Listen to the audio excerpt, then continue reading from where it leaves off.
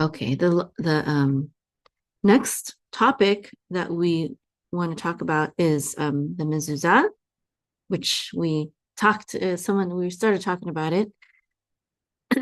that Actually Stacy said that this is a concern that her husband has because they live in a small town. And she wanted to get a mezuzah, but he thought that it might not be safe.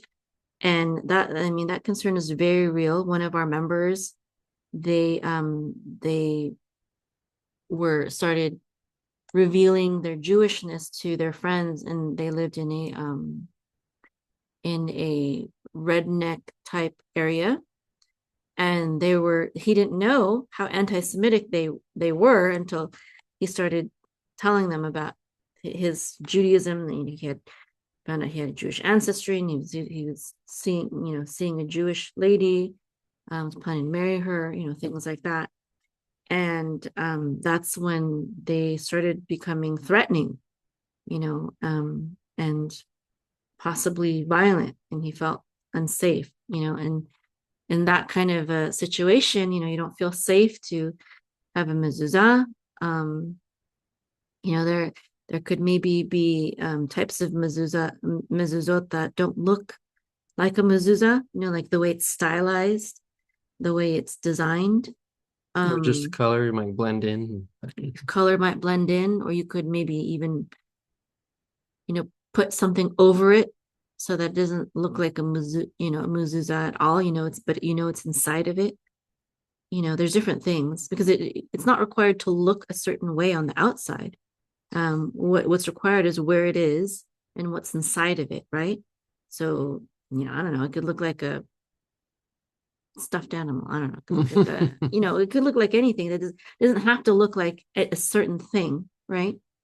What's important is where it's at, which is on the doorpost of your house, and what's inside it, which is the kosher Torah scrolls.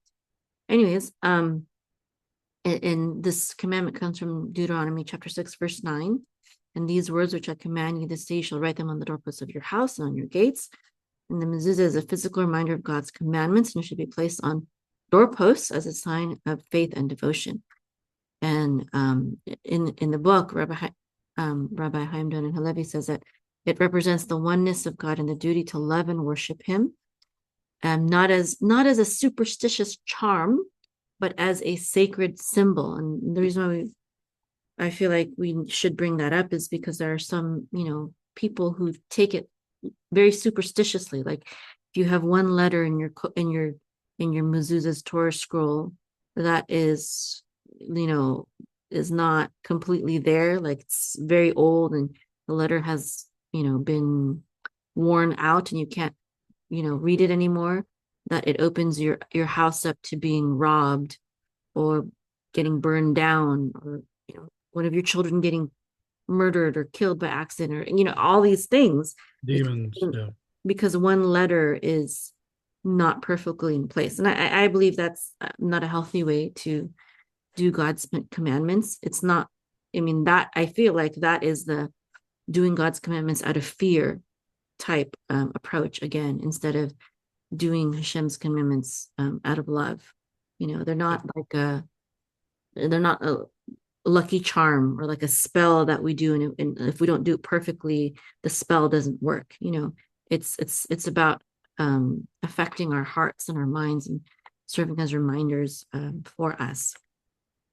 There's also a Yiddish phrase that basically says a kosher hot dog is a kosher hot dog, right? What that means is if somebody gives you something or somebody sells you something and it's not on the up and up, it's not 100% kosher, or if it's not, um, then the impetus is on that person, Hmm. right? Because there's some that say you need to go to the very nth level. You need to tear apart your seat. You need to tear apart. You need to tear open your tefillin, to get down to see if it really is true, and then it's already invalidated, right? So this is with the I've heard this with mezuzah. If it's crooked or if it's not pointed to the left or right, or if it's not angled toward Jerusalem, or if it's not done in a certain way, or if it doesn't, or the Torah scroll is faded inside, and then it can be demons can attach to it, or whatever. And that's not the intent. The intent is that you should honor Hashem, and you know, yeah. And remember. And then so something I think where we differ from Rabbi Halevi and the minimum, so we're always all about like what is the minimal halacha? Not that you necessarily have to stick to the minimum, but just so that you know what is the minimum, because mezuzot they can be expensive. Things can be expensive being Jewish. So you want to know the minimum, and then when you grow and get more money or whatever, then you can go more, right? So he says that every door in your house has to have a mezuzah, but the actual minimum halacha is that every entrance to your house and the gates of your property, they must have a mezuzah to mark the space as part of a Jewish dwelling. So it doesn't have to be on every room of the house. It just has to be on the doors that you would enter and exit the house, and if you have gates, also on the gates.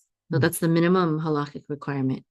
And like I think we have one on every room, like every bedroom. But if you Not required. it's not required, but we wanted to have that, so our children can have even more of a reminder to keep God's commandments everywhere they go.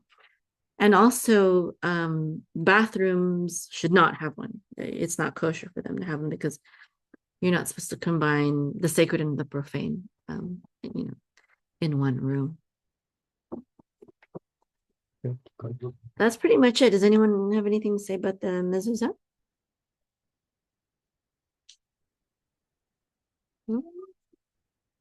Okay.